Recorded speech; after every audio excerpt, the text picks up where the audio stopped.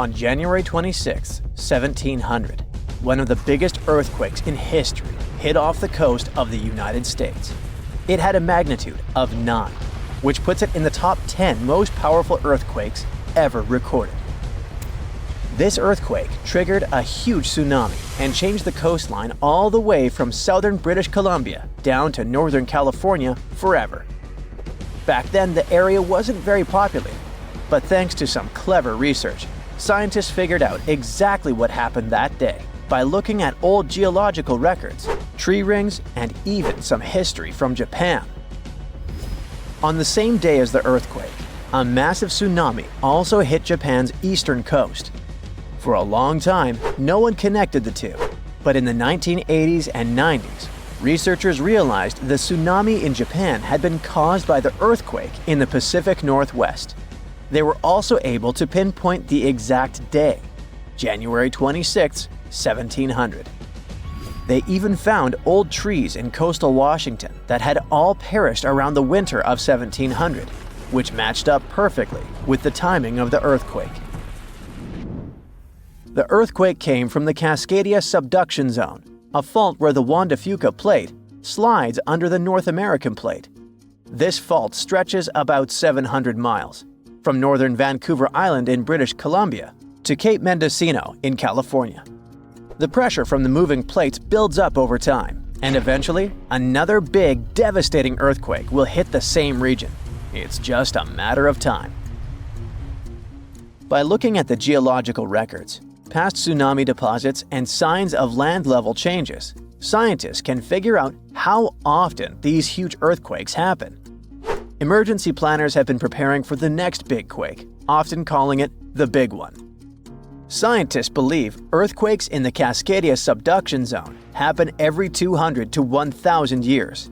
And since the last major one was over 300 years ago, the Pacific Northwest is definitely due for another. When it happens, the earthquake is expected to be as big as the one from 1700. But this time, it'll affect around 15 million people. The devastation will be severe. Buildings will collapse, roads and runways will crack, and bridges will fall. Communication in and out of the area will be cut off. But the worst part? The earthquake will trigger a massive tsunami that might hit parts of the Washington coast in as little as 10 minutes. It's not a matter of if, but when the Cascadia subduction zone will break. When it happens, it will be the worst disaster the US has ever faced. Worse than the Hurricane Katrina or Superstorm Sandy.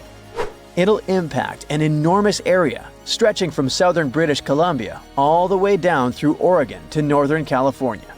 That means millions and millions of people will be affected.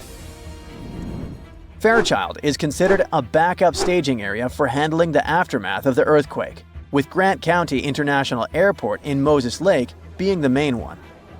For those who will survive the initial quake and tsunami, the aftermath could be just as disastrous. Aftershocks will follow, and transportation will be a mess. Roads will be damaged or completely blocked, airports will shut down, and most of the main routes, like Interstate 5, will have bridges destroyed. This means food and water supplies will be cut off, and it will be incredibly difficult for help to get in or for people to escape. Gas pipelines will most likely be damaged too, and restoring them could take anywhere from a few days inland to weeks or even months along the coast. Power outages will be widespread within 100 miles of the coast throughout the entire Pacific Northwest. And water could be out for 3 to 7 months. Even telecommunications will be down for 2 to 3 months across the Pacific Northwest, Alaska, and even parts of East Asia. The good news for eastern Washington is that it will mostly avoid the worst of it, thanks to natural barriers between the west and east sides of the state. The tsunami may hit the Columbia River Gorge, but it will lose energy quickly because of a sandbar under the river. The Cascade Mountains will absorb much of the earthquake's impact, so the east side won't feel it as strongly. And since eastern Washington won't get hit as hard, it'll be up to them to handle the aftermath of the quake. That means helping western Washington, taking in refugees from the areas that got destroyed, and delivering supplies to where they're needed. Scientists have looked at other major 8.0 to 9.0 magnitude earthquakes like the ones in Chile in 1960, Alaska in 1964, and Sumatra in 2004, and Japan in 2011. These kinds of quakes can shake the ground for anywhere between 6 to 10 minutes, and that's a long time for the ground to be shaking. Such quakes are super intense because they happen close to Earth's surface, so it's not just a quick shake. It's a long, strong one that can cause a lot of damage. If the Cascadia earthquake and tsunami were to hit tomorrow, over 13,800 people could lose their lives, and about 107,000 people could be injured. The economic toll in Washington, Oregon, and California could top 70 billion. To put that into perspective, we can compare these numbers with some other major earthquakes. In Chile's 1960 earthquake, about 1,650 people lost their lives. The 1964 Alaska quake resulted in around 140 lives lost. The 2004 Sumatra earthquake and tsunami took the lives of an estimated 280,000 people. And the 2011 Japan earthquake and tsunami caused over 20,000 casualties. Authorities know about the dangers of the Cascadia fault, but even with all the planning, no one can say for sure what will be needed when the big quake hits. Right after the earthquake and tsunami, the areas outside the immediate disaster zone won't be able to help much because roads and airports will be destroyed, and resources will be limited. How can we deal with this kind of disaster and its effects? We don't have all the answers yet. Right now, let's focus on the Cascadia subduction zone.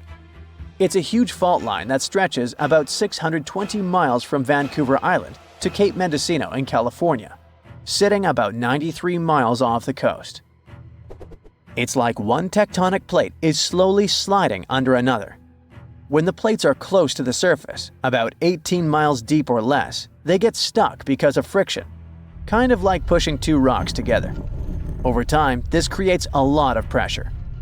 When the pressure finally becomes too much, the plates slip, causing a massive earthquake.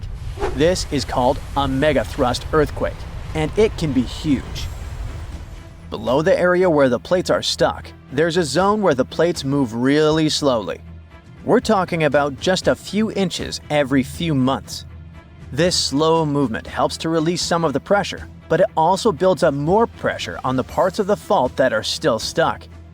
This means that over time, it increases the chances of a huge earthquake happening. These massive quakes, called Great Subduction Zone earthquakes, can be stronger than magnitude 8.5. Megathrust earthquakes are the biggest earthquakes that happen. They can go over a magnitude of 9.0, which is insanely powerful. Just to put it in perspective, a magnitude 9.0 earthquake releases 1,000 times more energy than a 7.0 and 1,000,000 times more energy than a 5.0. These earthquakes happen when a lot of pressure builds up in a part of the fault that's locked, which means the plate can't move past each other. When that pressure gets too high, the fault finally ruptures, releasing all that built-up energy in one massive shake. The Cascadia subduction zone is super long. That's why if it were to rupture all at once, it could produce a large earthquake. Scientists have studied this region and found that about 18 miles below the surface, the fault is completely locked. The plates there aren't sliding past each other. But deeper down, the plates start to slide more smoothly, causing less friction. This is important because it tells us how much stress is building up in that locked zone, and how it could eventually lead to a major earthquake. So, since 2000, the world has been hit with more than 1,700 earthquakes with magnitude greater than 5. Many happened around the Ring of Fire, located around the Pacific Ocean. In North America, the biggest threat is the San Andreas Fault Line, which can create an earthquake of a magnitude higher than any other, earning it the spine-tingling nickname, the Big One. The potential destruction of California is a terrifying prospect that could have unimaginable consequences. But the Big One is just the beginning of what's to come. Bad news! Scientists have predicted an Earth-shattering event that will occur in 2030. Like it or not, there's a 70% chance that we'll experience the big one, and it will be an earthquake with a magnitude of 6.7. The San Andreas fault line will cause the big one, but what is scary is that we can't predict it. On the other hand, a massive earthquake occurs every 100 years. This means there's always time to prepare for a natural disaster. If we traveled back in time, we'd see a few significant earthquakes like the ones that wiped out San Francisco and Fort Tajon. Buildings made a long time ago are not quake-proof. They will collapse. Even if they survive, you should not enter them. But buildings are not the most dangerous part. You should watch out for electrical lines and gas pipes. Your hill house might be lovely, but it is extremely unsafe. During quakes, the hill can turn into a massive landslide that will destroy everything in its path. Say goodbye to road trips because all the roads will be ruined. You should have some spare water and food since you won't be able to go to the supermarket. This disaster won't be cheap. It will cost the US around $200 billion to recover from the quake. At least the earthquake will not trigger tsunamis. But there's something it can cause more damage than the big one. The notorious Cascadia subduction zones start in California and ends up all the way in Vancouver, Canada. The San Andreas fault line is nothing compared to this zone. It can wipe the whole coast off the face of the Earth, an example of hyperbole. Subduction zones are tectonic plates forced to be one under the other and constantly pulling apart. One is called the North American Plate and the other is the Juan de Fuca Plate. Zones like these are not to be messed with, since they are terrifying hotspots for earthquake activity and extremely dangerous because they cause massive underwater quakes. But they are underwater, so what can they do to us? Well, they can cause giant tsunamis, flooding cities, and destroying the coastline. Right now, the most active zone is the Ring of Fire. The Cascadia zone might be less active, but it is like a sleeping beast that can wake up and destroy everything in its path, causing a groundbreaking earthquake. The last time all this stress was released was in the year 1700. Unlike the San Andreas quake, this one will cause massive tsunamis and much bigger shocks. Let's hope you'll be camping in an open field at that time, because most buildings and bridges will likely be destroyed. Also, be ready for the aftershocks, as they'll be devastating. Nature won't be spared either. Landslides will change animals' habitats. Even our homes will be changed forever. Luckily, there is a light at the end of the tunnel, and scientists are doing everything they can to ensure our safety. New rules are implemented. Every new building must be able to withstand massive shocks. They're developing modern warning systems, and every new infrastructure must follow strict quake-proof guidelines. The Juan de Fuca and the North American plates are locked together, but they won't stay like that forever. When they unlock, get ready for a massive shake. The closer you are to the epicenter, the more damage you'll experience. But even if you are lucky to be far away, you may still feel the ground shaking for some time. Now, if we compare the Cascadia subduction zone and the San Andreas fault, we'll see how much more dangerous the Cascadia zone is. In 1994, there was an enormous 6.7 magnitude earthquake in the Northridge area, close to the San Andreas fault. Sadly, many people didn't make it, and some were injured. Back then, buildings were not strong and earthquake-proof, and many of them were damaged. The Cascadia subduction zone can potentially cause a magnitude 9 earthquake. A magnitude 6 quake has the power of around 44 million pounds of dynamite, but a magnitude 9 has the power of 44 trillion pounds of dynamite. The strongest ever recorded quake was in Chile. Its magnitude measured 9.5, and it destroyed most everything. So let's say you've survived the quake, but the struggle is far from over. Soon after, a massive tsunami will strike, with waves that might reach up to 100 feet in some areas. That's so unlike the San Andreas earthquake, which can't produce any significant waves. So say goodbye to your beautiful garden, since salt water will destroy trees and plants, changing the environment for a period of time. The only positive thing will be you won't need Halloween decorations, because all those dried-out trees will resemble a ghost forest. The combination of waves, quakes, and the sheer size of the area will make this natural disaster much more dangerous than any caused by the San Andreas fault or the so-called Big One. A quake similar to this happened around 300 years ago. Many more have been recorded in the past 3,500 years, proving that they continually occur every 400 to 600 years. So, technically, we have around 100 to 300 years before the next big one hits. We still have no idea how exactly the Cascadia subduction zone works, because we discovered it in 1970.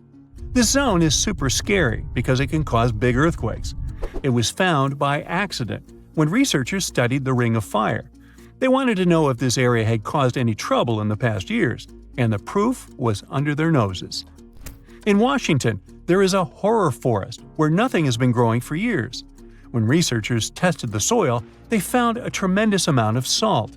They put 2 and 2 together and concluded that a massive tsunami had been the reason. Experts still didn't know when the forest was destroyed. But Japan kept records of a gigantic earthquake that had a similar effect. It was the one that happened in the year 1700. There is a 1 in 3 chance that the next one will occur in 2050. You must know how to survive the Canadian earthquakes and make it out unscathed, so listen carefully. Those who live in this area have almost no experience with earthquakes like this one. Surviving the quake is relatively easy, but the tsunami coming afterwards is the real danger. After the shake, find the highest ground and go there. Only bring the essentials, like food and water. Yeah, leave your baseball card collection at home. After the first hit, don't try to go down. Seismologists say that most likely there will be a few more waves, and they have proven this. On the 22nd of May, 1960, seismologist Jerry Eston and his 4 friends went to Hawaii to see an expected tsunami that was to happen around midnight. They set up their gear on Wailuku Bridge with an escape route planned. This bridge had been destroyed in the previous tsunami, but the new one was much taller and better. After midnight, the water was 4 feet above the average level. The second wave hit a half hour after midnight, and the water rose another 9 feet by 1 a.m. The water started going down and dropped by 7 feet, but the horror was far from over. Next, they saw a wave that was around 20 feet tall. This shows us that tsunamis are unpredictable, and we should listen to experts to stay safe. You rub your eyes, trying to make sense of everything. Perfect circular holes in the bottom of the ocean floor off the coast of Big Sur in California. You have no idea how this happened, even though you're a marine biologist who's been practicing it for years. You go through some of the old records and find out that these holes have been around since the 90s. In 1999, a ship-mounted sonar conducted a survey and found 5,200 of these pockmarks, or large holes over 500 square miles, on the ocean floor. They look like moon craters underwater. You contact your team and get the robot ready to go down and explore the scene and bring back a few samples. You and the team drive to the coast and hop on the boat. You're sitting inside controlling the robot with a joystick. Your teammate sets the robot in the water and drives it down. Everything seems normal near the surface, but as the robot goes lower, the pockmarks start appearing. A bunch of boats swift past you, making you lose your balance and focus. The robot turns on the flashlight so you can see better. But as it goes lower, the resolution is less crisp. It almost reaches the bottom, and the holes are smooth and nearly perfect circular shapes. Some of these holes that were visible in the sonar reading measure more than 30 feet across and 15 feet deep. You show the rest of your teammates the images, and they're shocked. The robot continues swimming, but there appear to be more holes all around. Many of them are too small for the scanner to capture from above. These microdepressions are steep and have sort of tails going in a certain direction. It's possible that the currents underwater played a role in their shape. Everywhere the robot swims, there are new holes all around. After a couple of hours, the robot goes back to the boat with some samples. You take them back to the lab and study them. The robot clearly captures images of human trash, but the samples don't indicate anything alarming for now. Despite the fact that 1/3 of the pockets are filled with trash, there's still no explanation of how they were formed. It's late at night and the rest of your team heads back home. You're passing out in the lab, still trying to find some answers. You wake up the next day, and while cooking breakfast, you get this idea that maybe these holes are gases venting out, which could be harmful to marine life. You quickly get the robot and sail out to the ocean once more. This time, you didn't even think about calling your teammates. You place the robot in the water and get behind the screen to control it. The robot descends to the bottom of the ocean and does a survey. So far, the holes still seem to be covered with trash. But some of the holes have marine life dwelling inside, like fish and seaweed. After much scanning, it doesn't look like they're producing any bubbles, which means there aren't any gases venting out, but you're determined to find them. After a while, you reach one of those large pockmarks, and the robot starts scanning around. You find some bubbles coming from a source, but the robot can't reach it. It swims around trying to find a spot, but nothing. You bring the robot back to the lab and work on it. You attach some mechanical arms on it that can lift things and move them. You bring the robot back down to the same spot, but the bubbles aren't as frequent as before. You use the arms to move some of the trash and find out that the bubbles are being produced by a group of crabs chilling next to a pile of plastic. Bingo! The bad news is, you still don't have a clue why the microdepressions and pockmarks exist. As you try to control the robot to go back to the surface, an octopus wraps its tentacles around it, pulling the robot down. You struggle with the controls and push it to maximum power, but the suctions of the octopus are too strong to break off. It's a game of tug-of-war with the octopus and your robot. It takes the robot under a pile of trash, thinking it's lunch. But you use the arms to maneuver the robot out and swim back to the surface. You go back to the lab even more confused. The robot has collected more samples for you to study. Your eye is glued to your microscope, trying to figure out what's going on, but nothing. You decide to do a carbon dating test to determine how old these holes are. After a while, you check out the results and are even more stunned than before. They show that the holes are around 400,000 years old, so it's likely that human trash wasn't the cause for all this. You pull many all-nighters trying to figure out the truth. You gather your team once more and hold a small press conference about this. You claim that this may be something we should be extremely worried about, but you still can't tell them more than what you know. With all the brain work put together, you find out that the large pockmarks haven't changed or been active for more than 50,000 years. The newer holes were most likely created by human trash settling in the bottom of the ocean floor. The marine life gathered some of this trash like plastics and discarded fishing gear and created homes for themselves. This is why around 4,500 of the holes are newer and have trash in them. But it still doesn't answer why the holes appeared in the first place. You're back to square one. The only way to see what's really going on is to clear up the trash from underwater and study them. The story makes headlines in the local community and catches the attention of a cleanup crew. You organize a trip to the ocean and begin the extraction of all the trash. Many cleanup boats arrive and everyone drops down a net to collect the trash. You send down the robot once more to make sure the nets are hitting the right spot. As most of the trash is being collected, many marine life animals scramble and try to find a way to escape. Everyone makes sure not to hurt them. After a couple of weeks, all the holes are cleared up from the trash. You do another sonar scan from the surface and can see the holes clearer than before. But you still don't have an answer for this. You do some more research trying to see if any other holes appeared around the world. On the other side of the country is a mysterious blue hole off of Florida's Gulf Coast. You catch the nearest flight to Florida and make an appointment with the scientists in charge of the expedition. Blue holes are underwater sinkholes that open below the seabed. Just like on the surface, the underwater world also has sinkholes. This one is called the Green Banana and is 150 feet below.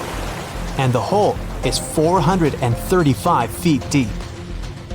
You dive with some special gear with the rest of the team to a barren ocean floor, and the hole is right there in front of you, looking like an oasis in the desert. You and the rest of the scientists are surprised by the diverse marine life dwelling within. Some sea turtles swim past you, and even sharks. These ones don't harm humans. Halfway through, you reach a narrow path, which makes it difficult for humans to pass through. But everyone is careful. There are corals, sponges, mollusks around the corner. You collect some samples and go back to the lab. Blue holes in general are richer in nutrients than barren lands and host plenty of unique marine life. They're quite common and don't pose any sort of threat to anyone. After making the connections, you don't think the holes off the coast of California have anything to do with blue holes. The mystery goes on.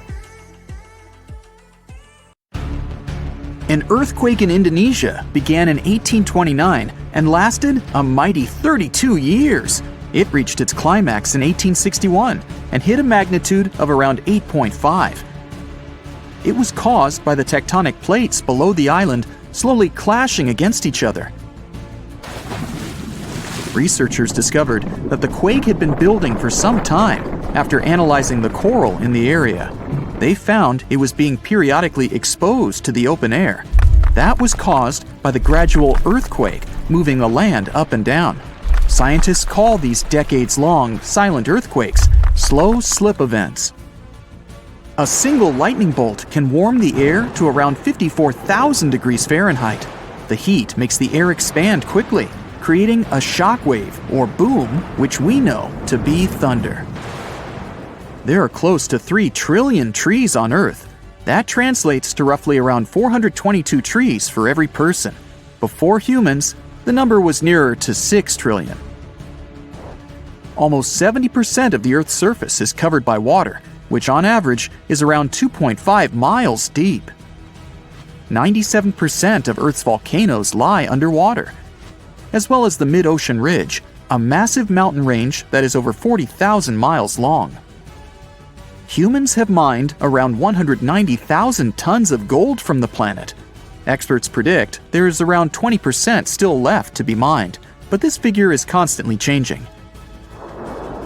The world's largest active volcano is in Hawaii.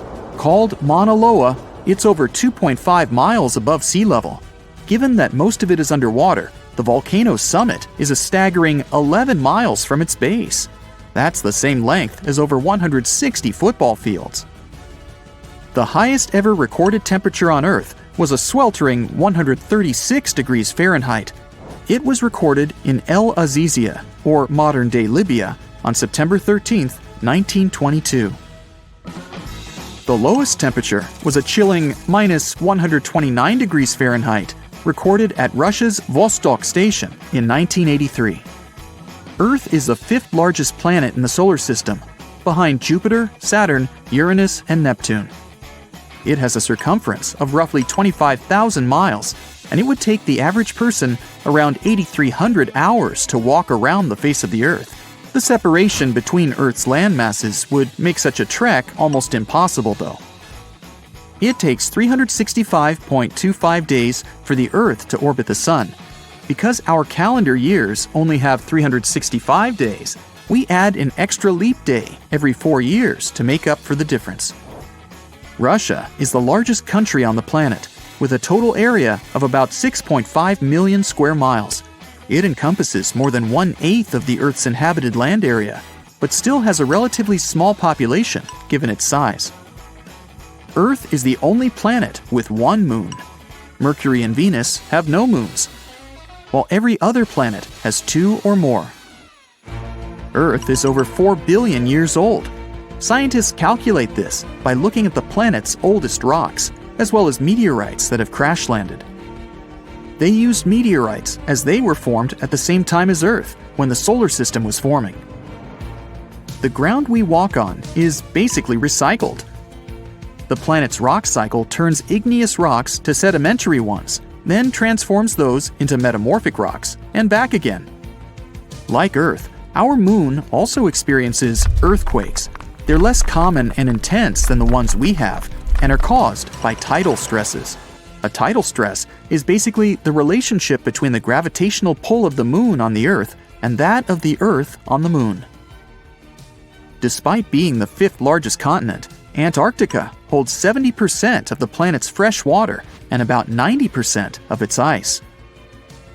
Bangkok is the most visited city in the world, boasting 23 million visitors in 2019 alone. Paris, London, Dubai, and Singapore make up the other cities in the top 5.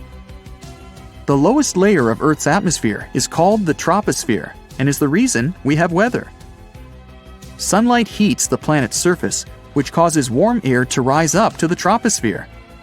This air then expands and cools as the air pressure decreases and sinks down, where it is then warmed by the Earth again. Coral reefs are the largest living structures on the planet, with some even being visible from space. Coral reefs hold the most species per area of any of Earth's ecosystems, even more than rainforests. Earth got its name around 1,000 years ago, and it comes from the German word meaning the ground, but there's no evidence to show who actually named it. Of all the planets, Earth is also the only one which is not named after a Greek or Roman deity. The deepest point of the ocean is the Mariana Trench. It's a whopping 7 miles below sea level. Coastlines cover about 20% of U.S. land, but are home to more than 50% of the U.S. population. The Earth isn't actually a sphere. It's more like a squished ball that bulges at the equator. The bulge is caused by the force of the Earth spinning, which makes the north and south poles slightly flat. The Earth spins on its axis, which is basically an imaginary straight line. Earth has seasons because the axis is tilted, causing the sun's rays to hit different parts of the planet more directly, depending on the time of year. If the sun was as tall as a standard door, the Earth would be around the size of a nickel. The Earth's rate of rotation is gradually decreasing. It's happening so slowly that it would take as much as 140 million years for the length of a day to increase to 25 hours.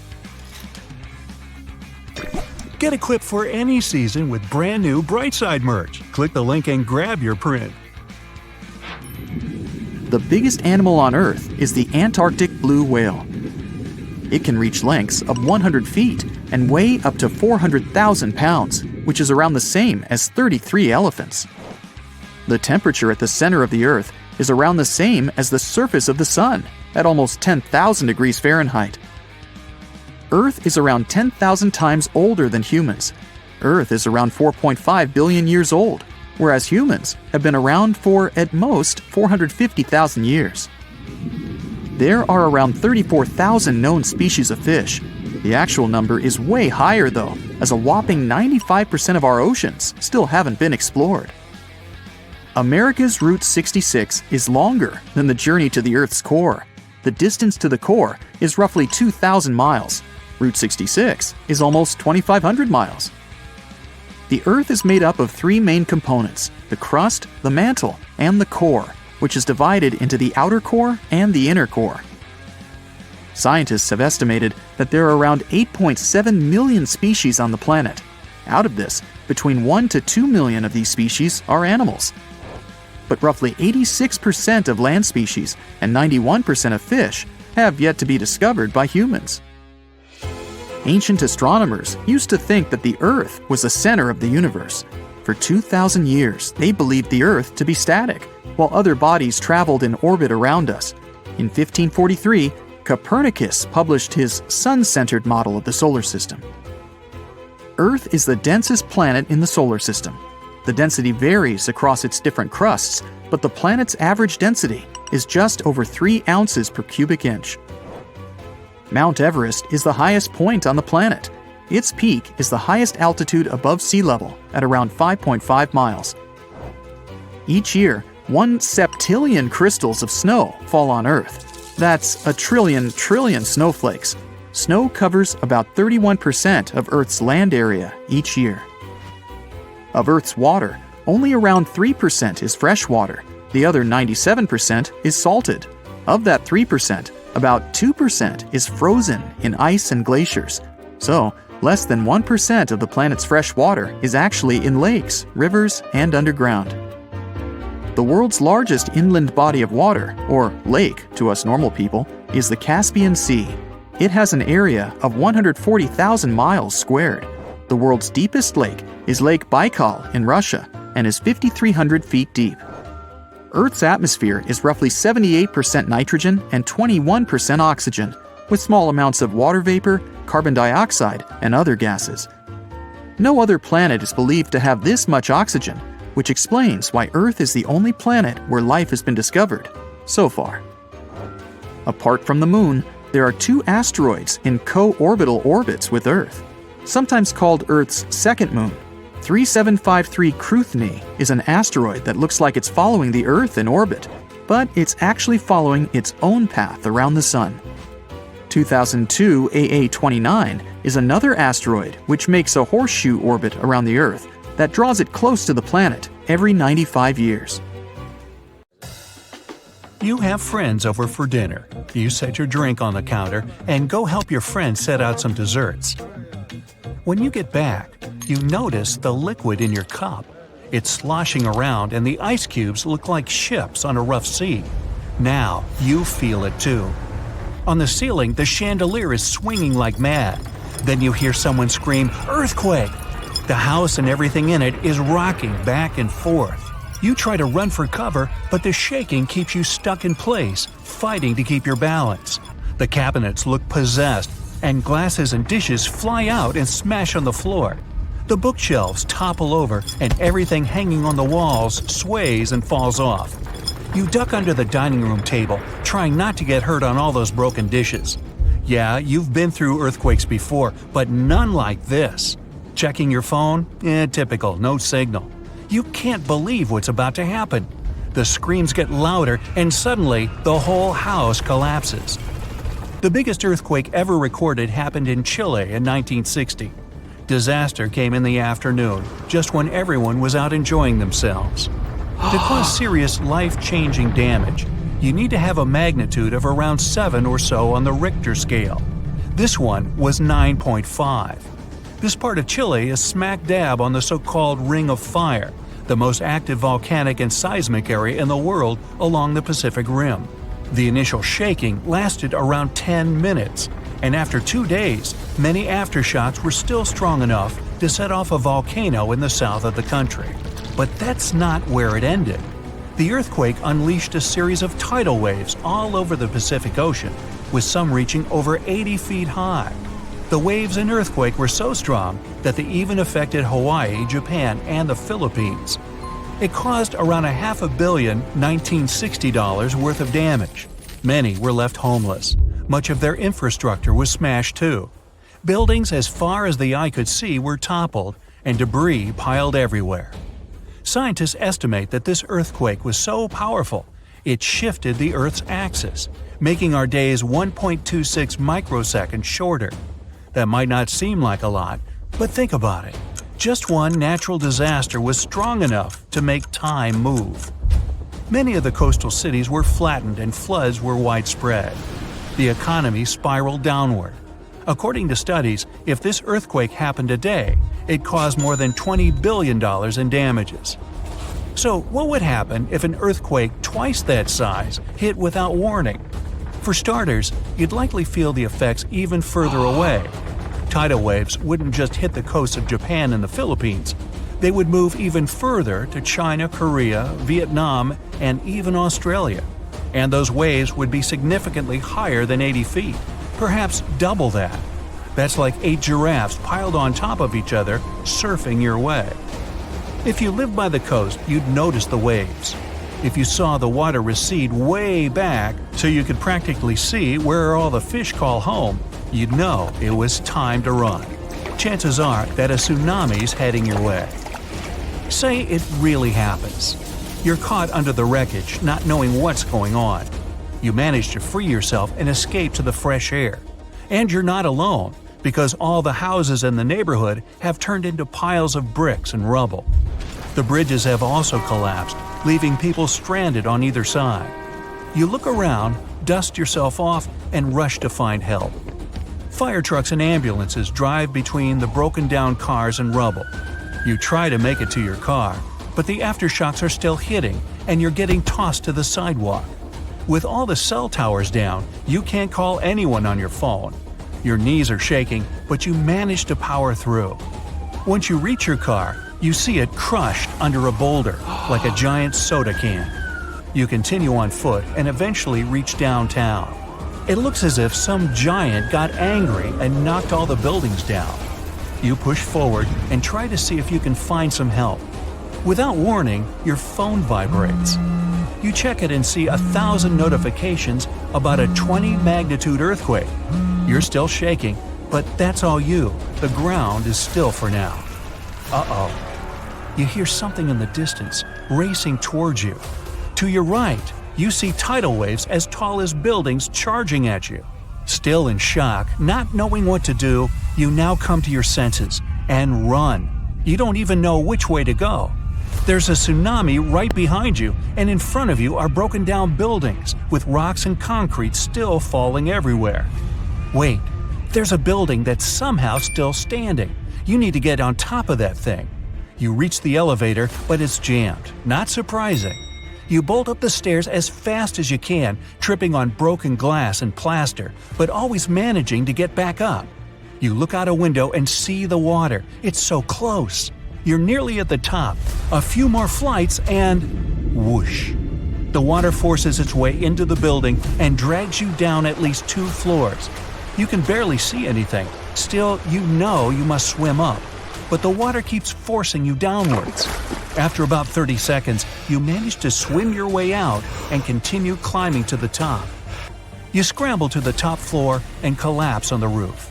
You're safe for now.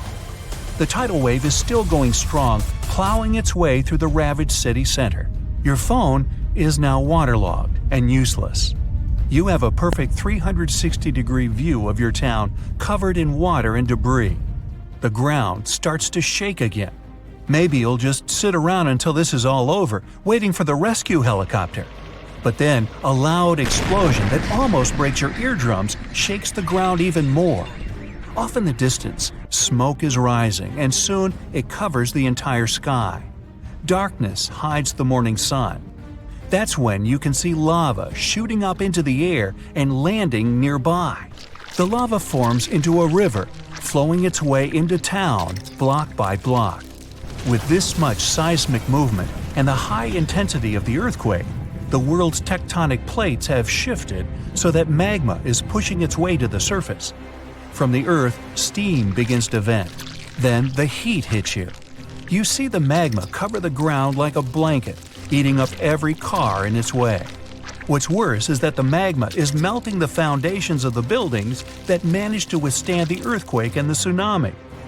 The buildings in the distance are now sinking and collapsing into the raging lava pool that's replaced your town. One by one, every building descends. That means, uh-oh, the building where you're standing is also swaying. It's about to fail. That's when you see the light. You look up and see a helicopter above in the distance. You wave your arms, run around, jump, anything to get noticed. And it works. The chopper makes a few circles and finally drops you a rope ladder. As you're lifted in the chopper, you take a good look at the world below you as it wriggles around like noodles in a strainer. You land a few miles out and are immediately treated by a doctor in an emergency triage center. You were one of the lucky ones. A year later, the tsunami water has receded. The lava that flowed inland has cooled, but all that magma permanently changed the ground below it, and the whole town is gone. The disaster has thrown the entire country into a financial nightmare that'll last decades. It takes months to survey the town, making sure there's no dangerous electrical wires or busted gas pipes anywhere. They're rebuilding your town farther inland from where the old one was. In other towns, they rebuild directly over the ruins. In others, they just decide to move everyone to a nearby city. A magnitude 15 earthquake has the potential to completely destroy our planet and evaporate all the water in a matter of seconds, leaving Earth uninhabitable. Over 500,000 earthquakes happen annually, but none have a magnitude of 15. 90% of quakes occur in the terrifying Ring of Fire zone located around the Pacific Ocean. The ground there is like jello. It shakes almost constantly. The most powerful earthquake to have ever struck Earth had a magnitude of 9.5. That much power can lengthen or shorten the day. but there's probably an earthquake in the confines of your own home now caused by a speck of dust landing on a table. But it has a power of negative 15 magnitudes. Earthquakes happen when tectonic plates move. They're like Lego pieces that are not properly secured, and when they move up, down, or hit one another, the ground also moves, triggering earthquakes. This tectonic energy acts like a battery. It stores energy for a long time, up to 500 years. When this stored energy is released in a sudden burst, the consequences are horrifying. Even the strongest structures submit to this relentless force that leaves a trail of destruction in its path. In some instances, earthquakes can even trigger tsunamis, amplifying the chaos. Such a crazy amount of power can split the ground open and cause severe damage. The strength of an earthquake is measured by the Richter scale, but now it's being replaced by the moment magnitude scale. When there's an earthquake, we hear about how strong it is. It's usually from 1 to 10. Luckily, we haven't had a Richter scale earthquake yet. The most powerful earthquake to have ever happened in modern history occurred in Chile in the 60s. It was around 9.5 on the Richter scale, and it altered Earth's rotation and messed up the length of the day by around 2 milliseconds. It also triggered a massive tsunami and affected a vast area of 155,000 square miles. The Richter scale doesn't actually have a limit.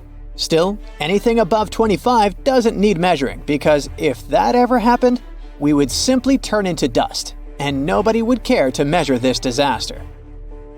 As we said, the strongest earthquake had a magnitude of 9.5. If this magnitude had been just 0.5 stronger, it would have created a ruptured line 2,174 miles long. That is almost 7 times the size of Wyoming. A magnitude 11 earthquake would create a crack halfway around the world. Massive tsunamis would hit coastal areas, destroying everything, and Earth would get into a massive environmental crisis. If you love hiking, you would have new mountains to explore, created by the terrifying earthquake. Even the temperature would increase because of volcanic eruptions and the resulting greenhouse gases. It would turn our planet into a hot oven. The safest places would be far away from any buildings, seas, oceans, and mountains where there would be a low chance of a landslide. Countries unprepared for earthquakes would be totally destroyed, and cities would turn into piles of rubble and dust. Going up on the Richter scale would only make things worse. But don't worry, an earthquake of that power is impossible. Earth's crust doesn't have enough energy to produce such earthquakes. But there is something that has much more power and can produce mega earthquakes. Asteroids are powerful enough to destroy our planet, as we all know from the dinosaur era. That asteroid was around 6 miles long, and it caused massive damage to the planet. It triggered earthquakes that shook the ground constantly for months. These terrifying quakes were about 50,000 times stronger than the Chile earthquake. They also triggered a tsunami that was 30,000 times more powerful than the Indian Ocean tsunami. And the latter was one of the most devastating tsunamis to have ever struck Earth. The earthquakes caused by the asteroid had a magnitude of 11, making it the most powerful and scariest natural disaster ever. And let's hope it stays that way. The Indian Ocean tsunami affected only certain areas of the world. Meanwhile, the asteroid tsunami affected every part of the world and had 33-foot-tall waves. Even if you had traveled to the most remote place on Earth, you wouldn't have been able to hide from this Grim Reaper. A 15-magnitude earthquake wouldn't be 15% stronger than the Chile earthquake. The scale doesn't work like that. It would be around 100 million times more powerful than a 9.5 magnitude quake. It could make all the water on Earth evaporate, leaving us devastated and without any H2O to survive. All ecosystems would collapse, all food chains would be broken, and only some super strong bacteria would probably survive the impossible. That is only a fraction of the frightening things that could happen. The ocean is like the AC for our planet. Without it, Earth would be super hot. The ocean also serves as a shield from the sun's powerful rays. It acts as a heat absorber and cools Earth. Scientists think that the most dangerous thing would be the inability of Earth's crust to survive the violent shakes of the 15-magnitude earthquake. If our planet miraculously survived and didn't turn into dust, there would be massive openings in its crust. The ground would become gelatinous. It would randomly move up, down, left, and right, and no building would survive that. Our civilization would be brought back to the Stonehenge era. Tectonic movements like this are devastating. A similar thing happened in Japan when tectonic plates moved 165 feet from each other and then snapped back together, creating a 9-magnitude earthquake. No place on Earth is immune to this bone-chilling natural phenomenon. Still, certain places have higher chances of being destroyed than others, like the Ring of Fire, where 90% of earthquakes happen. This is a place where earthquakes are almost everyday occurrences. The Ring of Fire is located in the Pacific Ocean. It forms a ring around the continents that surround the Pacific. There, several tectonic plates meet, creating highly unstable ground. To make the problem much more terrifying, 75% of active volcanoes are located in this area. 90% of dormant volcanoes are also there, making this place extremely dangerous. Scientists carefully study this region to find a way to predict when the next earthquake might strike. The Ring of Fire is not the only place at risk of earthquakes. In California, along the San Andreas fault line, 2 tectonic plates have been storing power for more than 200 years. The San Andreas Fault is 715 miles long and has the potential for a massive earthquake. This region has its fear of violent earthquakes like the one that happened in San Francisco in 1906. It had a magnitude of 7.8 on the Richter scale. Scientists' predictions are terrifying. They say that the chance of a 6.7 magnitude earthquake is very high in the area. If all hell starts to break loose, you should know how to survive. Avoid anything that might fall on you, like windows, closets, or unstable ceilings. The official phrase from emergency experts is drop, cover, and hold on.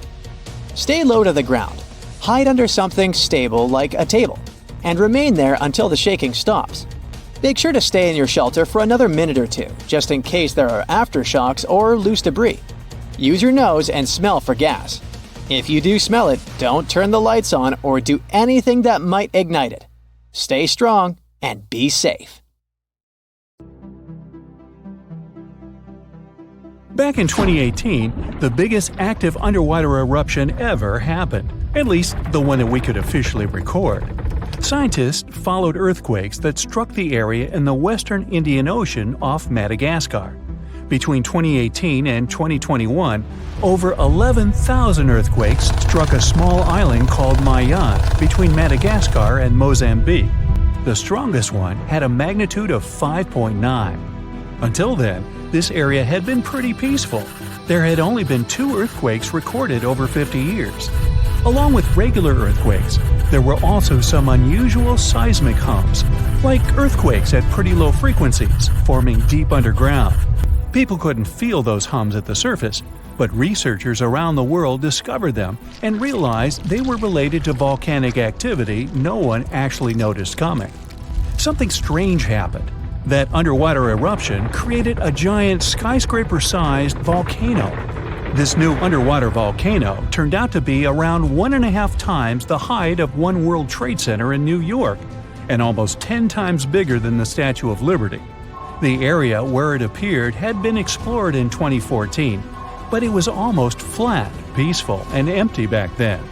Now, there is an actual volcano nearly 8,500 feet below sea level. The volcano gets its magma from a super profound reservoir located nearly 34 miles underground. It's the deepest reservoir of volcanic magma that we know about. The Earth has layers, and the middle one is kinda chunky. It's very much like peanut caramel filling many chocolates have. Research shows there are probably hunks of oceanic crust deep inside the Earth's liquid mantle. They're stuck there, creating large lumps in something that was supposed to be a smooth layer. Our planet has a rigid outer layer. It includes a hot upper mantle and cracked crust. The hot mantle moves and churns all the time, making the crust at the surface move too. This way, the oceanic crust dives into the depths and makes huge magma plumes go up toward the planet's surface. Scientists even found an ancient piece of the Pacific Ocean hundreds of miles underneath China. Those are the old remains of the Pacific seabed from long ago, and they were pulled downward below Earth's surface into the mantle transition zone. This rocky slab that used to be at the bottom of the ocean is made of the crust and some solid parts of the upper mantle. Most of the volcanic activity on our planet happens where we don't even see it, under the surface of the ocean. About 70% of all volcanic activity happens in the oceans, and mostly in the area of the South Pacific, with over 1,100 volcanoes squeezed into that area. Coastal cliffs, mountain changes, soils, and sediments that line valleys. These are only a small portion of the rocks on our planet. Oceans hide so much more deep down below the Earth's surface. In between the Earth's surface and its core is the mantle.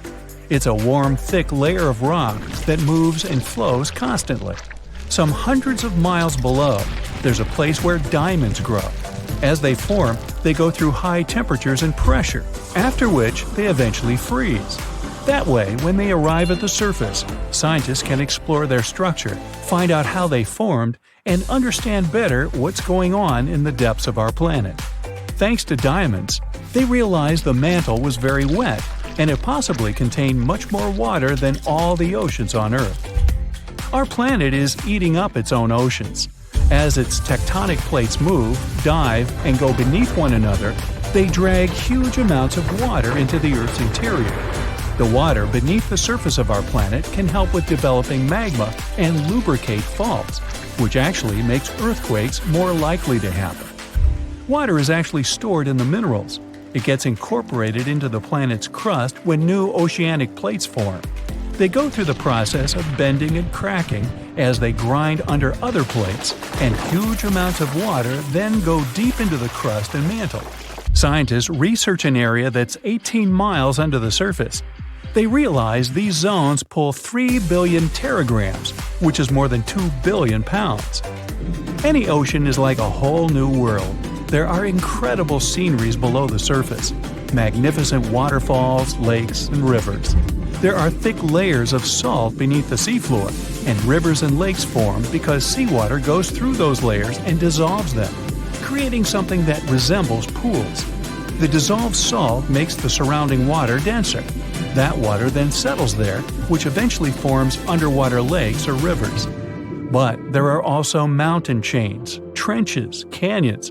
There's a canyon in the Bering Sea with more than 8,500 feet of vertical relief. This makes the Grand Canyon look way smaller than it is, since the underwater canyon is nearly 2,500 feet deeper. Deep parts of the ocean are really cold. The temperature of the water can be about 40 degrees, but at the bottom, water can get boiling hot. There are hydrothermal vents in the seafloor. Those are the hot springs located at the edges of tectonic plates. The water they release can reach a temperature of up to 750 degrees Fahrenheit, but the pressure at such depths is very intense. So intense, no human being can handle it. Still, it's the pressure that keeps the water from boiling. Ocean depth is on average 2.3 miles. Light waves can still enter at 3,280 feet, even though it's in a very small amount. So all the mysteries hidden below that point remain in total darkness. The actual illuminated part of the ocean goes until 600 feet.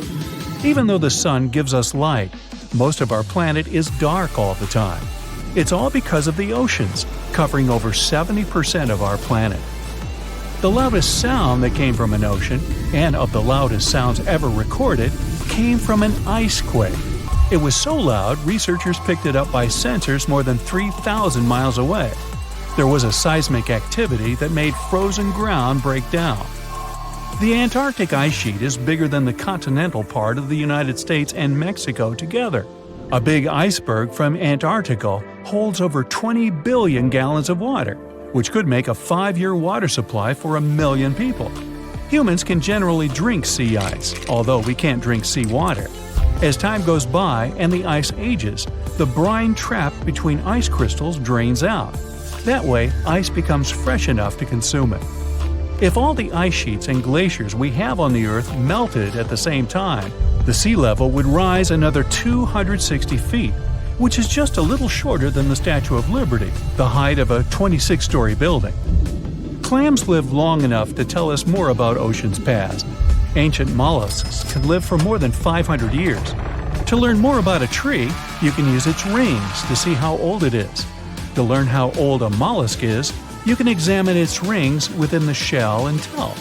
This is also how scientists get information about the ocean, climate, and whatsoever. Clams can help take a look at what happened about 1,000 years ago. The Earth doesn't have 4 but 5 oceans now. The new one, called the Southern Ocean, was officially recognized only a few months ago. It borders the Atlantic, Pacific, and Indian Oceans, so scientists couldn't agree if it's really a new ocean or just part of the colder regions of these 3. We don't only divide oceans on maps, each has different conditions for unique marine species. For example, the Southern Ocean has leopard seals, orcas, minke whales, emperor penguins, and other animals that live in cold, icy seas. It's also home to krill, small creatures that look like shrimp and are food for many bigger animals that live there. Life on our planet started about 3.5 billion years ago. I wasn't around then. It's still a mystery how and when exactly, but some theories say life could have first emerged in the depths of the ocean. A few years ago, scientists found microscopic tubes and filaments within rocks formed about 4 billion years ago. These rocks are fragments of ancient oceanic crust. Also, these tiny tubes and filaments are similar to microbes that can still be found on hydrothermal vents in deep parts of the ocean. The idea is these living cells found conditions to stay alive in tiny rocky pores inside the chimneys of those vents and started the amazing adventure of the evolution of life on our planet. There is a powerful force hiding underground where tectonic plates meet, and one forces another under it. This happens in the Pacific and Indian Oceans. Strain builds over centuries. The tension is unbearable until the megathrust awakens. The Earth shakes with a magnitude that can exceed 9 points, more powerful than any other earthquake. When the seafloor suddenly gets pushed up fast, it sends a huge ripple across the water, and a tsunami of huge force is out. These waves are called teletsunamis, and they cross entire ocean basins, ready to take over coastlines thousands of miles away. The thrust fault stretches over 600 miles. The Earth is not just shaking, it feels like it's tearing apart.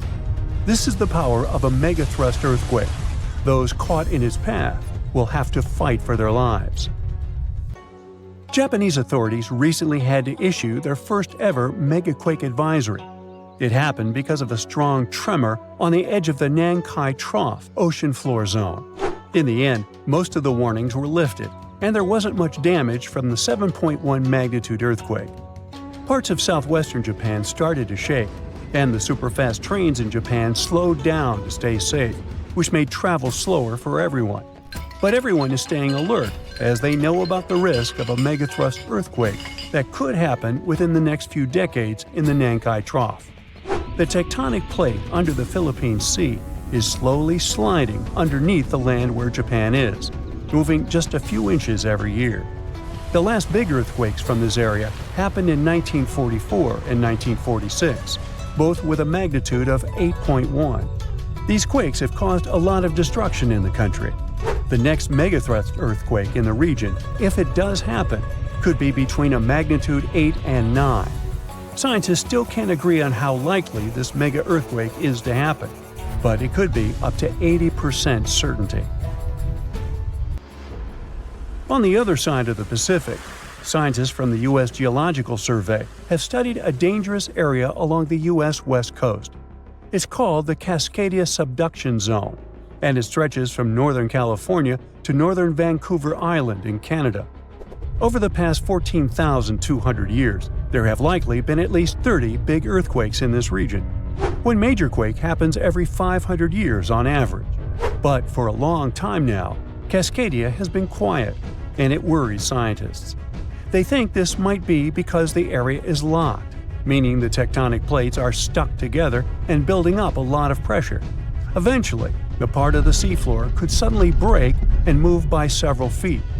The shaking would be just 5 minutes, but it would create a powerful tsunami as the seafloor shifts that would last for 10 hours.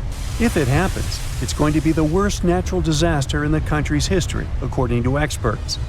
The ground on some inland hills could turn into something like quicksand. This would cause the hillsides to slide and crumble, taking down roads and bridges. Around 620,000 buildings could be badly damaged or even collapse, including about 100 hospitals and 2,000 schools. People in Washington state might have to take care of themselves without help for 2 weeks, finding food, water, and shelter on their own. Scientists are studying slow slip events, where the tectonic plates move very slowly over weeks or months, releasing some energy but not enough to stop a big one. Every time the magnitude of an earthquake goes up by just one number, the energy it releases is 40 times bigger. So we'd need about 1 million small earthquakes every day for 500 years straight to release the same energy as one huge magnitude 9 earthquake. But these small earthquakes might be clues that a bigger earthquake is coming. To better monitor the Cascadia fault, experts are mapping the fault more accurately and adding better monitoring tools offshore. Scientists receive over $10 million to install seismic sensors and seafloor pressure gauges on a fiber optic cable off the coast of Oregon. The goal is to be ready to warn people and potentially save lives when a big earthquake strikes. A sharp megathrust earthquake happened in this part of the world in 1964. It went down in history as the Great Alaska Earthquake and had a magnitude of 9.2. It lasted for more than 4 minutes, making it the most powerful earthquake in the history of the U.S. and North America. The ground shook so hard that it caused huge cracks and landslides. In Anchorage, many houses, buildings, and roads were destroyed because they weren't built to handle such a big earthquake. In some places, the land was permanently changed. For example, the coastline near Kodiak and Hinchinbrook Island was lifted by 30 feet. In other areas, like Gerwood and Portage, the ground sank by 8 feet. They had to rebuild roads higher so they wouldn't be flooded by the tide. A huge 27-foot tsunami wiped out the entire village of Chiniga. Many coastal towns were heavily damaged, not just by the earthquake, but also by tsunamis and the fires that followed. After the main earthquake, there were thousands of smaller aftershocks for months. A moderate earthquake of magnitude 4.4 shook Los Angeles in August 2024. Once it was over, the LA Fire Department checked around the city and didn't find any major damage or anyone hurt. In the nearby city of Pasadena, which is close to the earthquake's epicenter, a water pipe burst inside City Hall and everyone had to leave the building. Thankfully, there was no danger of a tsunami. The best we can do to avoid panic in such situations is to be prepared. Japan is one of the places on Earth where earthquakes happen the most because it sits on the edges of 4 tectonic plates. Around 1,500 of these earthquakes each year are noticeable. Because of this, the people in Japan have learned to live with earthquakes. The 1950 law set a rule that buildings should be able to handle earthquakes up to a magnitude 7 without falling apart. An update 30 years later said that buildings should only have minor damage in such earthquakes and still work as usual. But if an earthquake is even stronger, the law says the building's main job is to not collapse and save people's lives. At the most basic level, buildings are made stronger with thicker beams, pillars, and walls so they can handle shaking better. Another technique is placing special pads made from materials like rubber at the base of a building. Some buildings are even built on thick layers of padding that separate them from the ground completely, which helps protect them during an earthquake. A skyscraper might sway back and forth a lot, moving up to 5 feet. To stop it from getting damaged, engineers can add something called dampers every second floor all the way to the top. These dampers are like giant bicycle pumps, but instead of air, they're filled with liquid. When the building shakes, the dampers push against the liquid inside them. Even though the liquid doesn't squitch very much, it can still absorb some of the shaking. When they're building tall skyscrapers, engineers try to make the structure as simple and balanced as possible. This means having each floor the same height and placing the support columns evenly. But sometimes, architects who design skyscrapers don't want to make these compromises because they have creative ideas for how the building should look. Then they have to find compromise solutions. For example, Tokyo's Skytree Tower, one of the tallest buildings in the world, is designed in a futuristic style but also includes special features to protect it from earthquakes. It has a central pillar, like in traditional Japanese pagodas, and seismic dampers that help absorb the energy from an earthquake, keeping the building safe.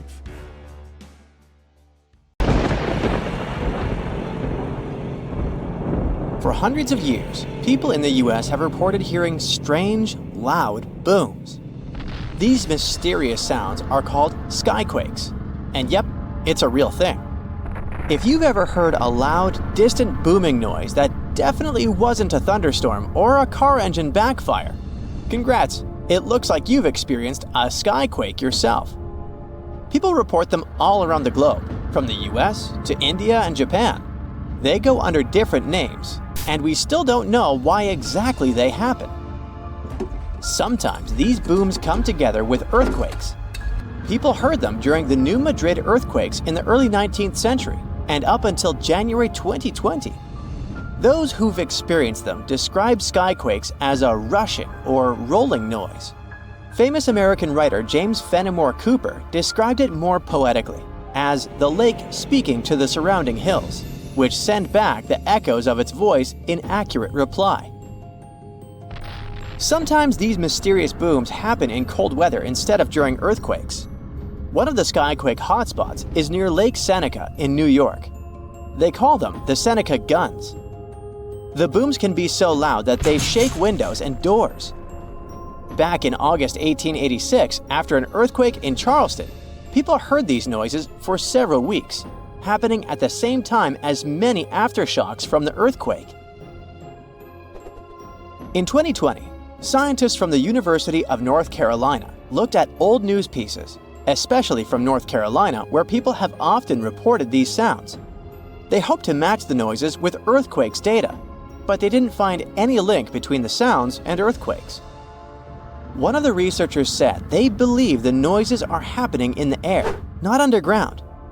The team looked at infrasounds, which are low-frequency noises that humans can't hear. They found signals lasting 1 to 10 seconds that matched the times when people reported hearing the booms, but nothing is certain here. Some people think that solar flares, underwater tsunamis, or caves collapsing under the sea cause skyquakes. Others believe the sounds come from planes making loud sonic booms. But that doesn't explain old records of skyquakes from the past before planes were even invented. Some scientists think a type of meteor called a bolide causes these booms. These meteors blow up when they hit Earth's atmosphere. If this happened above thick clouds, the sound would get louder and travel far, but we wouldn't find anything on the ground. Another idea is that gas might be escaping from the bottom of deep lakes, like Lake Seneca. If you think skyquakes are bizarre, let me introduce you to fog bows. They also go under the name of white rainbows, ghost rainbows, or cloud bows. They form in a similar way to regular colorful rainbows, but are much wider. Rainbows happen when there are big raindrops in the sky, and you can always spot them on the opposite side of where the sun is shining. Fog bows are made by tiny droplets in fog, or clouds, instead of big raindrops, and they also appear opposite the sun. If you want to see a fog bow, you need to look for it in a thin fog when the sun is bright. You might catch one when the sun starts to shine through the fog, or if you're near the ocean where fog often forms. Because the water droplets in fog are so tiny, fog bows don't have bright colors like rainbows. They might even look all white, or just have faint colors. Some fog bows are hard to see at first because they blend into the mist, but once you spot them, they're easy to recognize. The next rare weather phenomenon you gotta watch out for is thundersnow. You guessed it right, it's a special type of thunderstorm that happens during a snowstorm. Unlike regular thunderstorms that often strike in the spring and summer, thundersnow is much rarer because it happens in the strongest winter storms, like big blizzards, and at the same time needs warm air, which isn't a frequent combo. So, for thundersnow to happen, there needs to be moisture in the air, some instability, and something to lift the air like rising winds. Just like in normal thunderstorms, lightning can appear when you hear thunder. Thundersnow lightning usually goes from cloud to cloud instead of hitting the ground, and the thunder sounds different too, more like a low rumble instead of a loud boom, because the snow muffles the sound. You aren't so likely to get struck by it, but it's still important to stay inside when you hear thunder to stay safe. Northern Lights fans, this one is for you. Scientists noticed a new kind of glow in the sky that looked like a purple streak. They nicknamed it Steve as a joke, but later gave it a more scientific name: Strong Thermal Emission Velocity Enhancement, Steve for short. Steve is actually a fast-moving stream of super hot gas that always moves west and only shows up before midnight. They wondered if something like Steve could happen after midnight, but moving in the opposite direction. And now, scientists think they found the anti-Steve by looking at data from a research station in Norway. In December 2021, they took a picture of a bright purple streak stretching for 620 miles in the sky, and it only appeared after midnight. Satellites from the European Space Agency also measured the conditions in this part of the sky and found that the ions were moving eastward. Steve's late-night twin hasn't been officially named yet, but it would be cool if it was called SAM, which is short for Steve after midnight. If you've ever seen snow on a sunny day when falling from the sky without a single cloud, it must have been diamond dust. It's a special kind of weather with millions of tiny ice crystals forming close to the ground. These ice crystals float slowly in the air, kind of like how dust floats in your house. When sunlight hits these crystals, they sparkle like diamonds. Unlike regular snow, diamond dust can fall from a cloudless sky, which is why they sometimes call it clear sky precipitation. It happens because of temperature inversion. Normally, it gets colder as you go higher up from the ground. But in a temperature inversion, the cold air stays near the ground, and warmer air sits above it. The warm air has more water vapor, and when it mixes with cold air near the ground, it turns directly into ice crystals, and diamond dust is born. For this to happen, the air near the ground has to be really, really cold, way below freezing temperature. Diamond dust can fall for days, but it's so light that it usually doesn't pile up on the ground like regular snow. A fall streak hole, also known as a hole punch cloud, is next on our list. This big circular or oval-shaped gap sometimes appears in certain clouds. These types of clouds float high up in the sky and are often made of tiny water droplets that are colder than freezing, but they haven't frozen yet. These special water droplets are called supercooled, and they need a reason to freeze. Ice crystals give them that reason. When a plane flies through the cloud, it can bring those ice crystals into the cloud.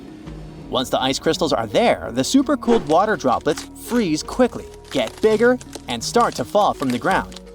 This creates a hole in the cloud, and as more nearby droplets freeze, the hole gets bigger and spreads outward. Any tornado is scary, but a fire tornado takes the horror to a new level. These bad boys are spinning towers of flame and ash that form when there's extreme heat, strong winds, and uneven ground. The intense heat from the fire causes hot air to rise quickly. Cooler air from the sides rushes in to replace it and creates strong winds. When winds from different directions meet, it makes the fire spin like a tornado. It gets stronger and can even create its own weather. It pulls in flames, ash, dirt, and anything in its path. The winds can reach speeds of over 140 miles per hour, And these fire tornadoes can last for more than 20 minutes.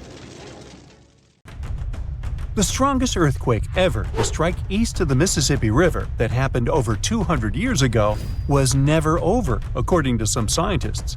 Most earthquakes last seconds to minutes, and the official record breaker so far is a silent one in Sumatra that was going on for 32 years. This slow slip event triggered a massive quake and a tsunami. So if it's true that the new Madrid earthquake is still sending aftershocks, we'll have a new top name for this sad list. The earthquake started in December of 1811 with a powerful quake in a sparsely populated part of northeast Arkansas. They felt the shaking almost 1,000 miles away in the White House, and the tower bells were ringing in Boston, even further away. It even made the mighty Mississippi flow backward for a few minutes over new waterfalls formed by shifted ground. The town of New Madrid, Missouri, completely disappeared in the disaster. The Earth wouldn't stay still until the end of January the following year, when things got serious again. A massive quake hit, this time near the junction of the Ohio and Mississippi rivers, right in the Missouri boot heel. Geologists believe it was a rupture on the New Madrid Fault, putting even more strain on the nearby Reelfoot Fault. Just when people thought it couldn't get worse, another 2 weeks of trembling passed, and the Reelfoot Fault snapped deep beneath New Madrid. Down in Tennessee, about 15 miles south of New Madrid, the ground uplift created Reelfoot Lake. Steamboats were chugging along the river, with thousands of trees floating and acres of woods torn apart by the quake. In St. Louis, Missouri, which is 160 miles away, buildings were badly damaged, and chimneys fell in Cincinnati, Ohio, 400 miles away. People all the way in Montreal, Canada, over 1,000 miles away, felt the earthshake. Seismologists have registered about 200 small earthquakes in the New Madrid seismic zone every year since 1974. Some researchers believe that up to 30% of those were aftershocks from those big quakes back in 1811 and 1812. In parts of the U.S. where there's not much tectonic action going on, these aftershocks could keep rumbling for years, maybe even centuries, after the big ones hit. Aftershocks are the Earth's way of releasing all that built-up stress from the main quake. When the ground shakes from the first earthquake, it puts a lot of pressure on the rocks nearby. And when those rocks can't take it anymore, they crack, causing even more shaking. That's the aftershock. And they can be pretty intense, especially right after the main quake, but weaken over time. Not all scientists agree that contemporary earthquakes have to do with those from 200 years ago. We mostly associate faults with those lines where Earth's plates meet. But there's a whole network of those right under the center of the North American plate. They're like relics from 750 million years ago, when North America was part of a supercontinent called Rodinia. When Rodinia started to break up, it left behind these rifts, weak spots in the Earth's crust that run deep beneath the modern Midwest. It could explain the earthquake action. An international team of geologists decided to take a fresh look at 3 major earthquakes that shook North America and end the debate. They used a new math method called the nearest neighbor. It says that if earthquakes are too close in space, time, and magnitude to be independent background events, then one is assumed to have triggered the other. Depending on how you look at the numbers, somewhere between 10 to 65% of the recent quakes in the region could be aftershocks of those historic earthquakes. And a huge quake that hit Charleston, South Carolina at the end of the 19th century might explain up to 72% of the earthquakes in the area since then. But not all places are the same, so the scientific debate continues. In 1774, British explorer James Cook noticed a glow in the distance. It was the volcano of Mount Yasur in Vanuatu. This bad boy had been spewing lava and ash ever since, and it's quite likely that it's been doing that for way longer. The volcano has been sitting at alert level since October 2016, which means things are really unsettled around there. They've even marked off a 2,000-foot radius around the crater to keep people safe. There have been low to moderate outbursts, shooting out ash, gas, and steam, and some bigger blasts throwing stuff outside the crater. Satellite images have picked up on some hot spots of sulfur dioxide plumes, showing that Yasur is still cooking up a big storm down there. Stromboli, one of the volcanic islands near Sicily, officially has the Guinness World Record as the longest continuously erupting volcano. It has been putting on a fiery show for over 2,400 years straight. Ancient sailors nicknamed it the Lighthouse of the Mediterranean. Most of the time, Stromboli's just spitting out spatter, but every now and then it throws in some lava flows or shoots up some moderately high fountains. Sometimes you might even catch a glimpse of steam-driven outbursts. Over 200 million years ago, the world went through a major makeover, with not one, not two, but 4 massive volcanic eruptions changing the game. It all happened in Rensselaer, a large chunk of island that used to be a supermassive volcano stretching across what's now British Columbia and Alaska. This volcanic activity might have helped dinosaurs grow from cat-sized critters into giants we saw in Jurassic Park. It kicked off a 2-million-year rainy season. It made the whole world hot and humid, and the dinos just loved it. Researchers dug deep into sediment layers beneath an ancient lake in China to uncover these secrets. They found traces of volcanic ash and mercury, clear signs of those epic eruptions.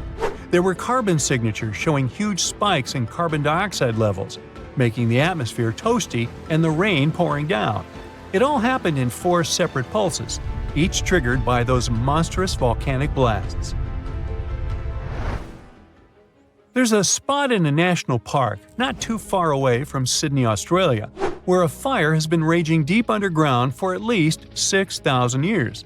They call it Burning Mountain, and it's a coal seam fire, burning its way through a layer of coal beneath the Earth's surface.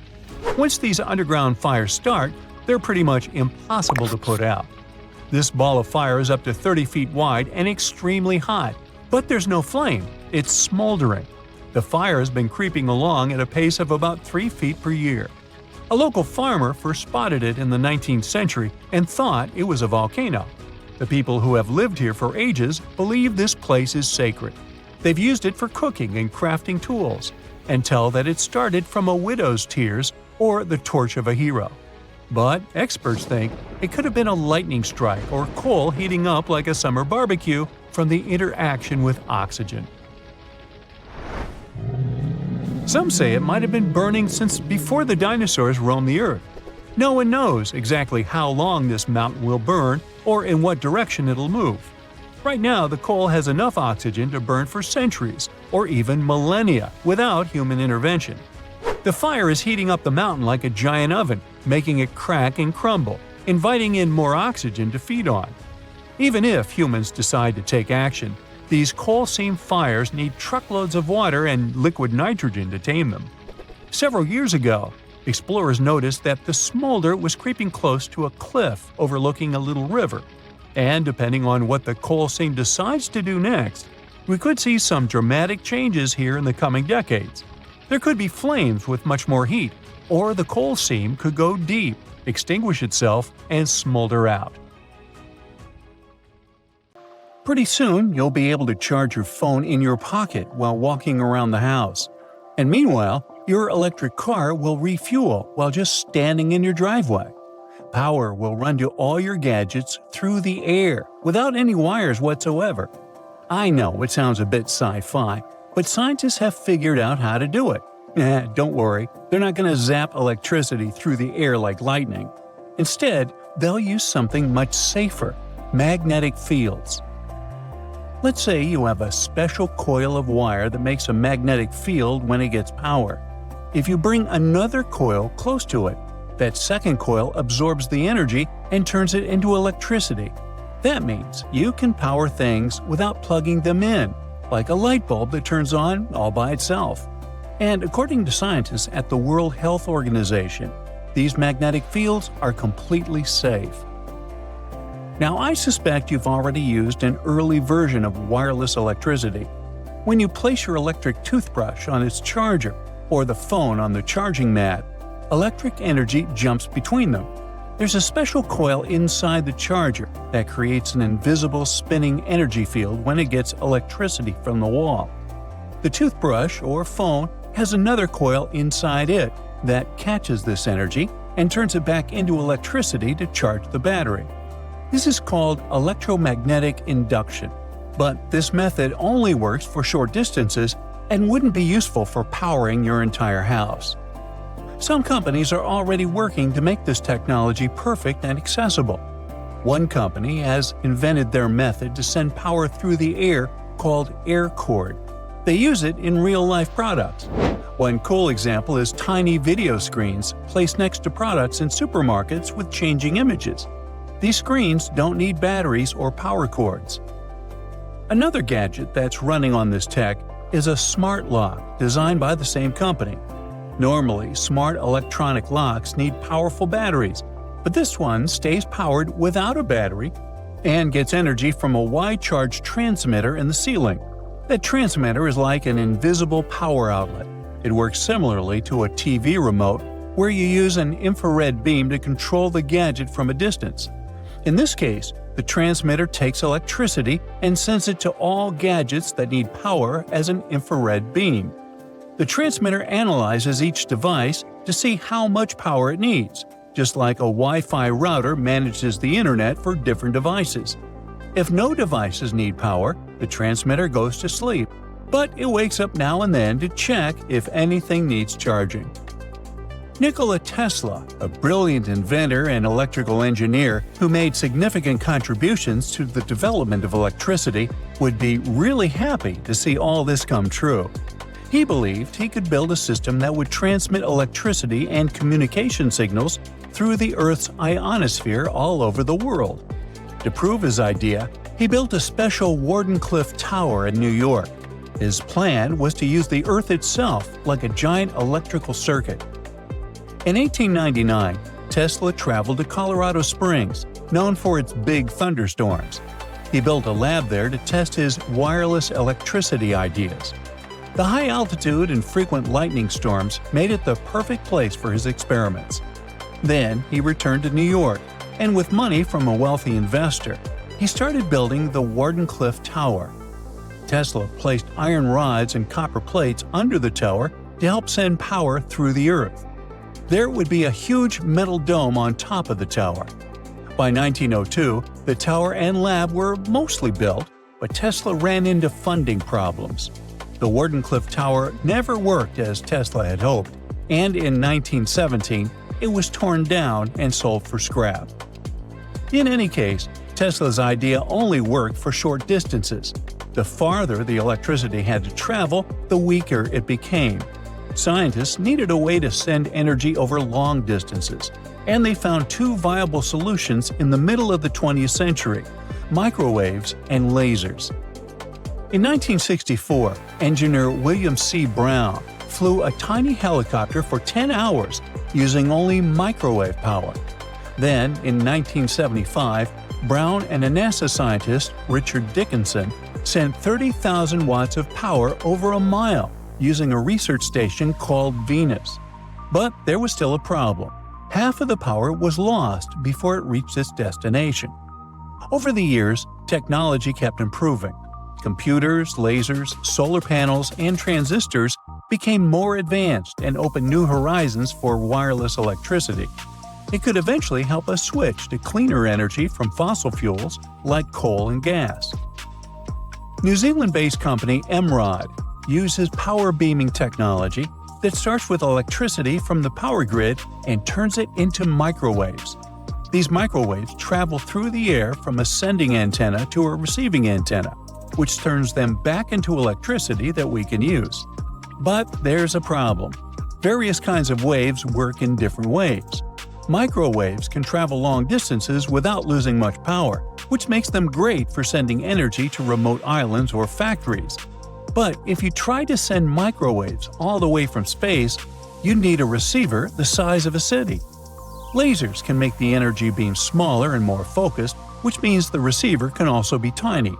But lasers can be blocked by things like clouds, fog, or dust. Right now, power beaming won't replace power lines over huge distances. but it could be used for smaller projects like charging flying taxis and delivery drones in the sky, powering robots in cities and factories, and replacing backup generators during emergencies. Countries all over the world are investing in power beaming. Europe is focused on clean energy.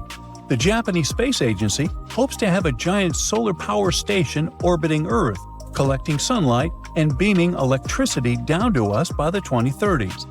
This space station could send 1 gigawatt of energy, as much as a big nuclear power plant produces in a year. The space power station is still a work in progress, but the technology is getting better and cheaper. So, in the future, we might have a world where there are no more tangled wires, no more ugly power lines, and even free electricity for everyone.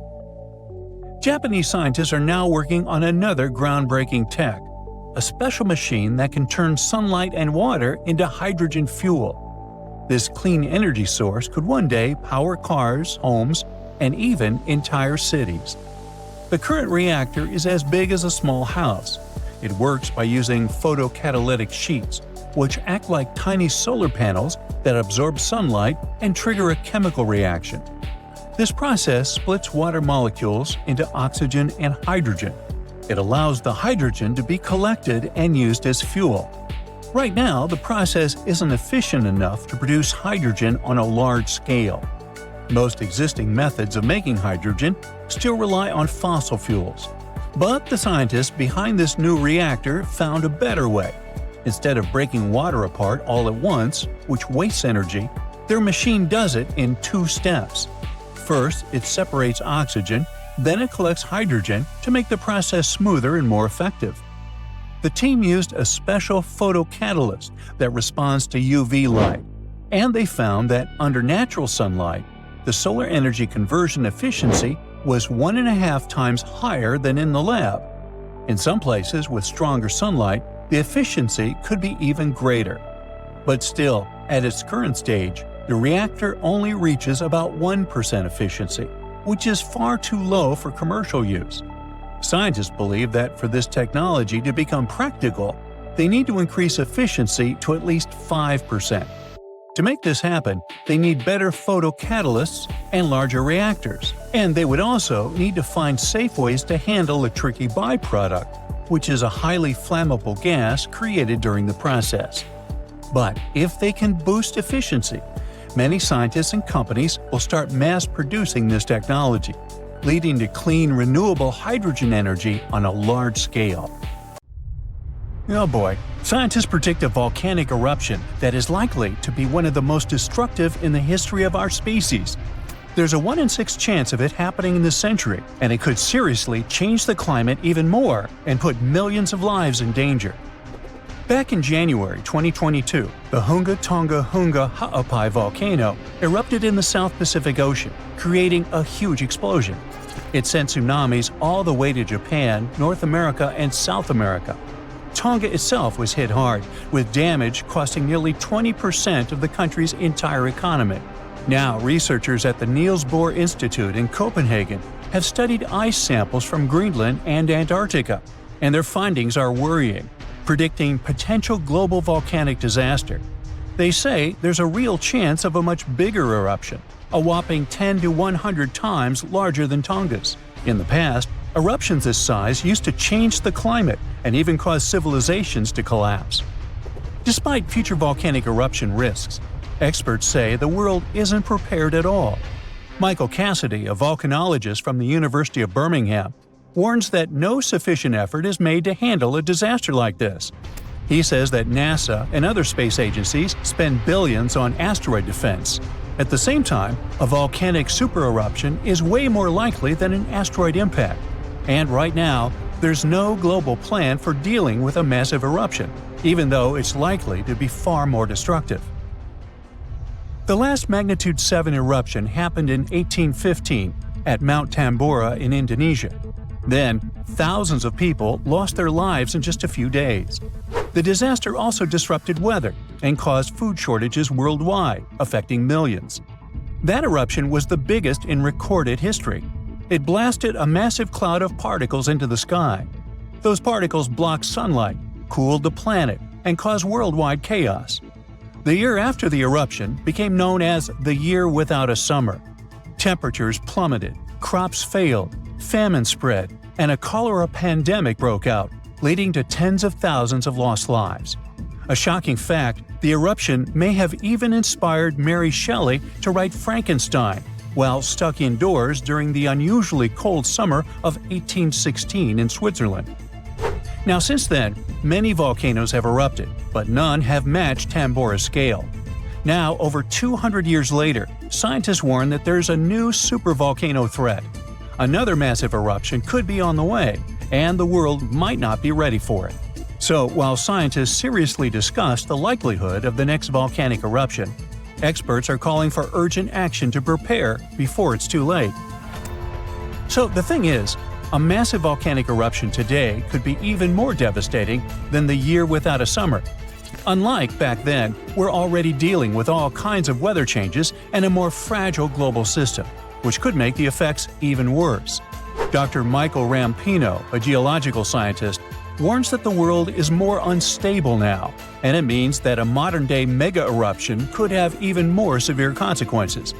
But this time, greenhouse gases from fossil fuels may make the aftermath of such an eruption even colder instead of warmer.